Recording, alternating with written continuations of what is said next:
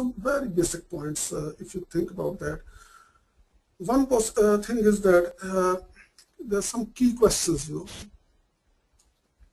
Key questions, aims, and objectives in the beginning of your writing. As I said, that these things must be in the very early part of your document, whether it's a PhD thesis or a research paper or even a book, analytical book. Central theme and main arguments in the earlier part of it also be there in the beginning, and up-to-date analytical information, we have discussed that. Current key debates in the subject areas. Again, we discussed that in Anjum's that letter, thought-provoking and encouraging, so that the reader should be, have more reading, and you should also, you can also get benefit from this, essence of this academic and research-oriented academic work. But in addition, there are some further points as well. I would say keep a close look at the academic market and be specific to your target audience. And this is related to the first point, earlier on the basic issue.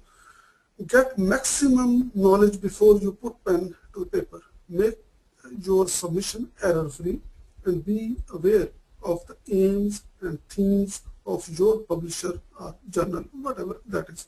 Make the title very powerful and attractive. Again, I think some of the things in this aspect is reflected in that letter from the editor, which we discussed earlier. Give the manuscript to professional editor and academicians. Yes.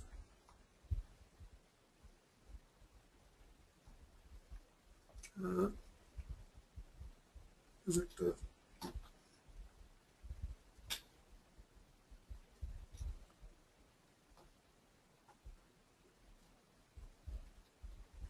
I think there is some problem with the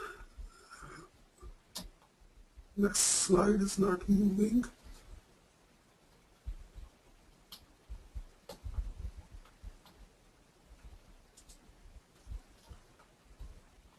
Yeah, sorry for that.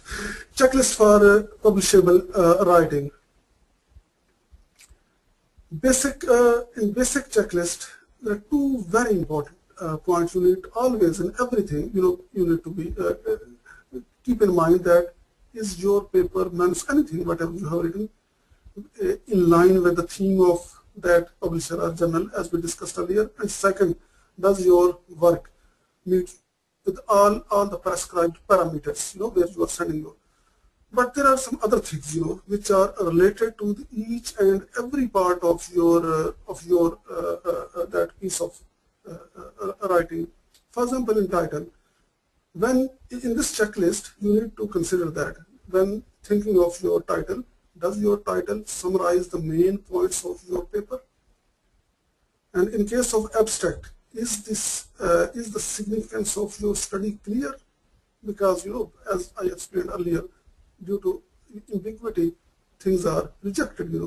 Does your abstract has a clear statement of purpose?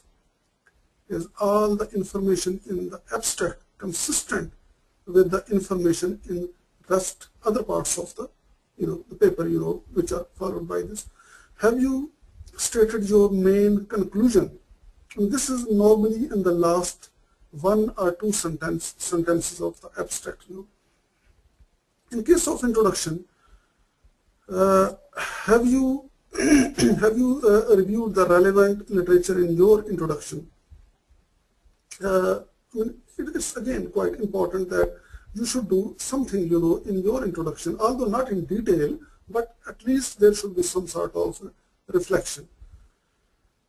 Is the significance of your study clear from your introduction? And that's very important, because as I said earlier, that even very early part of your piece of writing, things should be clear to the reader. Not he or she shouldn't wait until reaching the mid part of the body or maybe at the end.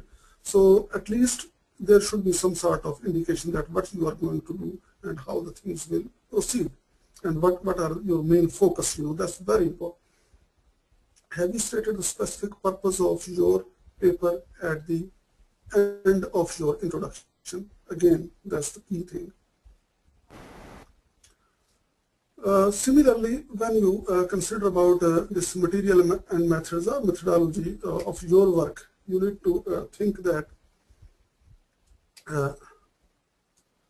have you described all selection criteria for materials in your work, and have you described and justified the methods? So one thing is material and second thing is methods. So you need to consider this about the results and outcome of your this results in your paper. Have you stated the overall answers of the purpose of the study in the results? Because you may have raised some questions and issues. So did you address those properly? Is these results logically organized?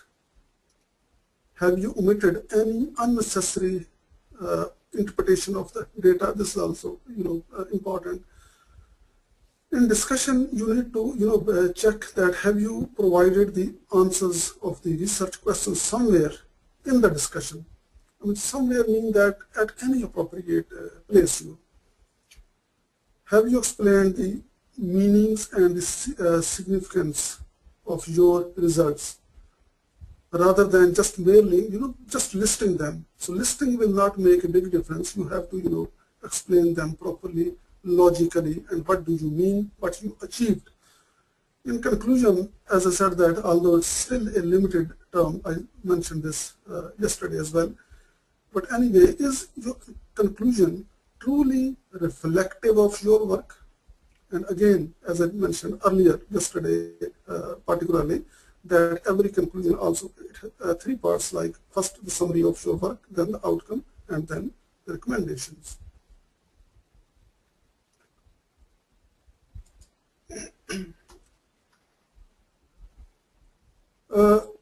When you are publishing your work, there are some rights, your rights, and some author's rights, the publisher's rights as well. These are quite important. I would say that it's not only things you got published, but you also need to know other things which are relevant about all this process. Not many people, although some they have a lot of publications, but still many of them they are not fully aware of these legal, moral, and so many other issues which are, for example, this copyrights, intellectual property rights. It's very important issue.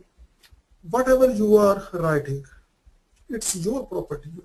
You are the owner of your book or writing or thesis or research paper. So no one else. In many of the Western countries, I think it's now an international law that even after 70 years after the death of the author, so the rights remains the same. Even after the death, it goes to his or her inheritant people, something like that. So they're very strict, And if you sell your rights, sometimes what authors do, they write a book, for example, and then publishers say, okay, well, yes, we are going to publish it. They are happy, okay, the book is published. Okay, the publishers, they are also commercial people. They say, okay, oh yes, okay, give us the all rights and we will pay you X amount of money. And authors say, oh yes, money is coming. Okay, just go ahead. I would suggest you personally, it's my feeling, never do that. Whatever you are doing, it's your property, never sell it.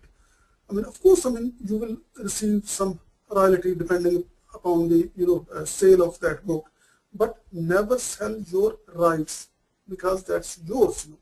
Maybe tomorrow that publisher might have earned $1 million from your book, and they just only pay you a few pennies, and then you will.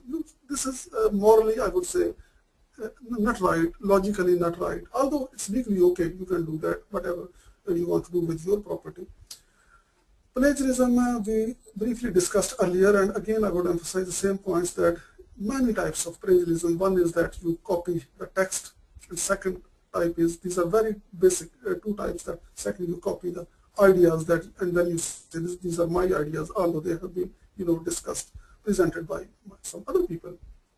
Contracts and rights in publishing, and as I said that author, when you have some rights and you have some obligations, and there are so many obligations as well that, like for example here in case of plagiarism, that it should be, you know, the copied and things like that, everything should be your own originally produced, and there are so many legal and moral issues, so you are responsible for that. If something illegal, immoral, unlawful activity you have done after publishing of the book, if somebody finds that, so you will be accountable for that. And many of the things have been happened in the past, even in the recent past, that, you know, people, they, you know, their degrees were, you know, made null and void due to plagiarism, or their books were, you know, confiscated and they were fined and imprisoned. So be very careful in those, whatever you publish, you know.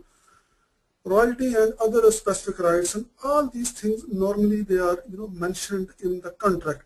So I would suggest whenever you send your manuscript to any publisher, read, and if they accept that, and then you are going to make an agreement with them, read their agreement very carefully, you know, and if you have some objection or some point to clarify, contact them again, you know, before signing them. Just do that, you know, make everything clear, and don't sell your rights to anyone, you know.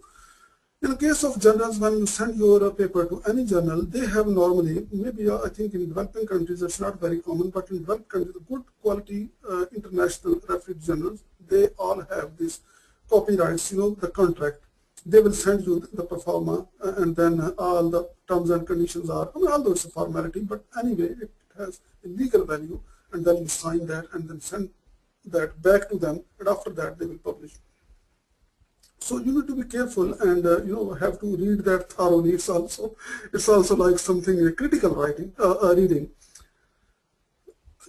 This is in case of one author, but if there are, suppose there are two authors, more than two, then there are, you know, separate clause applied to co-author, or maybe third author, fourth author, you know, and all those things are also mentioned each time in those agreements. So again, you need to consult, not if you are a main author, then you need to consult your co-authors as well, that these are the conditions and I'm going to sign on their behalf. Or maybe sometimes publishers ask that each co-author should also have you know, the signature. If suppose you are editing a book and 10 people contributed chapters in your book, edited book, then they may also have to sign, you know, and I have done this as well. So these are the things in rights, and in the case of co-authorship, you know. Electronic publishing is coming more